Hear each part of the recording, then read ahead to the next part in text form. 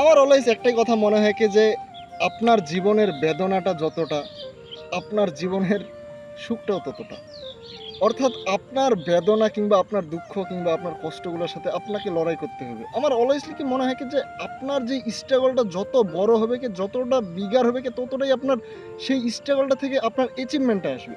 তো অলওয়েজলি আমাদের সেটাই ভাবতে লাগবে যে কি আমাদের যদি দুঃখ আসে কিংবা আমাদের জীবনে যদি বেদনা আসে, তো আমাদেরকে গাইস ভেঙে পড়া যাবে না। যে অলওয়েজ কি সেখান থেকে আমাদেরকে উঠে দাঁড়ানোর মতন অ্যাবিলিটিটা অ্যাচিভ করতে হবে, যে না কি আমাদের বেদনাটা যত বড় হোক, আমাদের কষ্টটা যত বড় হোক, যে না আমরা হয়তো বা ফিউচারে কোনো কিছু হ্যাপিনেস এর থেকে বড় ধামাল বুম বুম কোনো হ্যাপিনেস, কোনো সুখ আমাদের জন্য ওয়েট করতেছে।